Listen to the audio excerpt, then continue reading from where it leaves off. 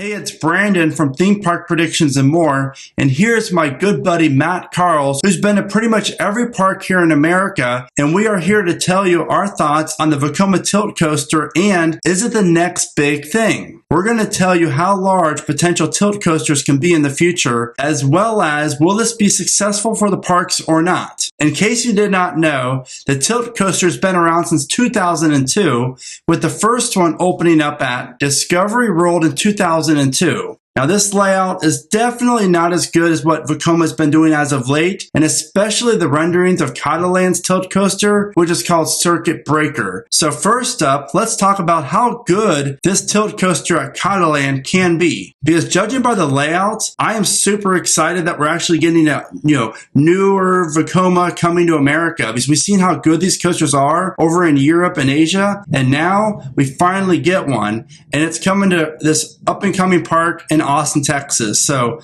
I am beyond thrilled. And just take a look at this layout. You're talking a lot of airtime, quick transitions, inversions, plus the whole tilt coaster aspect. So Matt, what do you think? How good do you think this could really be? Well, the tilt coaster in Taiwan looks pretty decent, even though the tilt's kind of gimmicky. True. Right? I mean, like, a tilt is really no different than like a chain lift or any type of a hill. It's really everything after the tilt that makes the ride. And it'll definitely be a really cool sensation, being on the train and like tilting, but it'll kind of like a B&M dive in a way, but just a different aspect of it. It'll be interesting because I haven't been to Taiwan to check out the... You haven't? I have not. Oh, man. To check out the current one. But it's really everything after the tilt that's going to make the ride. Now, this ride looks really good because of the elements that are after it.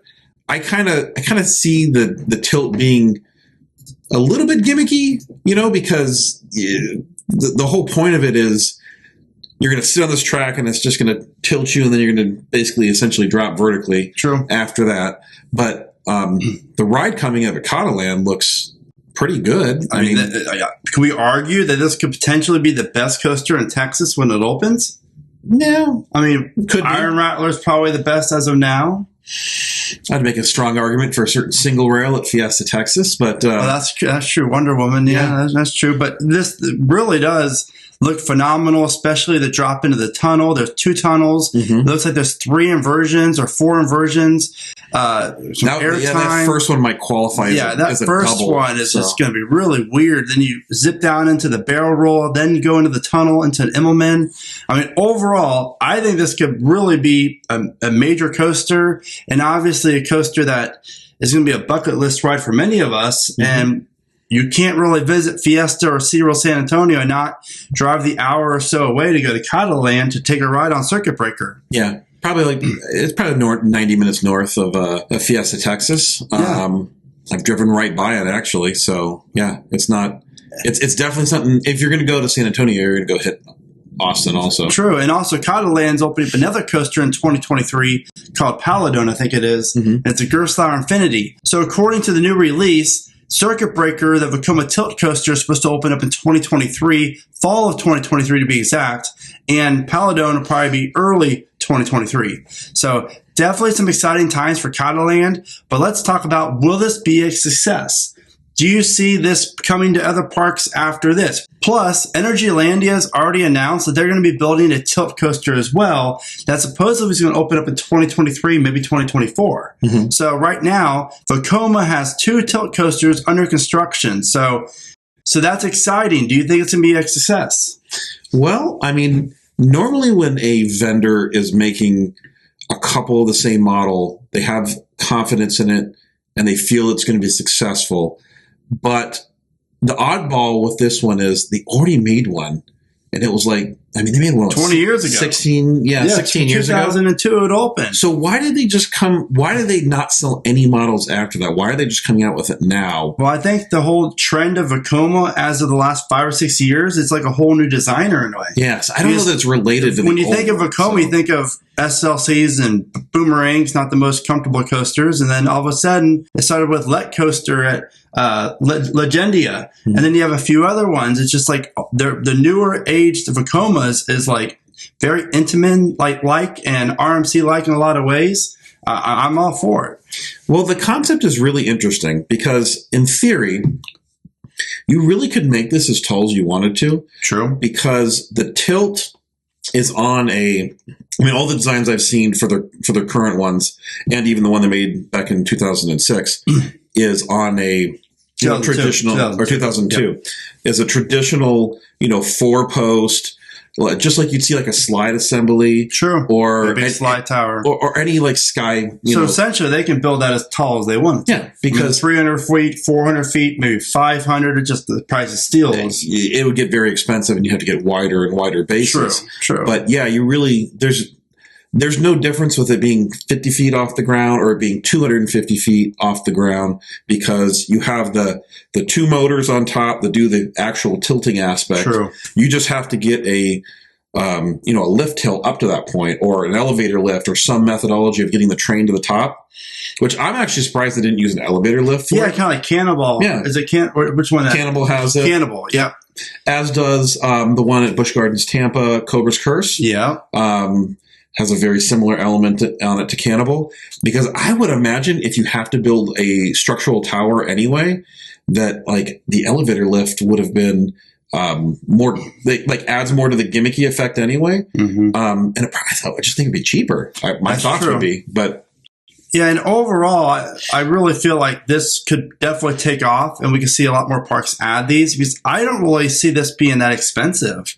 I mean, I think the coaster you see right here for Cotaland, ballpark 15 million USD, maybe a little under than that. I really have no idea on the price. I mean, I just looking at the size of it and knowing that Vekoma isn't your top tier manufacturer price point wise, I could definitely see some other smaller parks or even bigger parks building something like this. Mm-hmm. Now, what you're telling me is that we could see a 400-foot tall tilt coaster come to Michigan's Adventure in 2024, right? That might be the secret project they're working on, right? The secret project. Yeah. I mean, overall, I really like the design, and I really feel like Vekoma's onto something here. And it is weird how it's been a huge gap in between the first one, and now we have two coming in 2023, maybe 2024. And all of a sudden, it's like in your face, this new concept, and I'm all for it. I really feel like it's going to be a really good thing for the industry as well as Vekoma. And I know there's a few knockoffs over in China and Japan, I believe, where you have this, not third party, but not so well-known coaster manufacturer build a tilt coaster, but apparently the rides are very horrible. So at least this Vekoma has a great layout following the tilt coaster.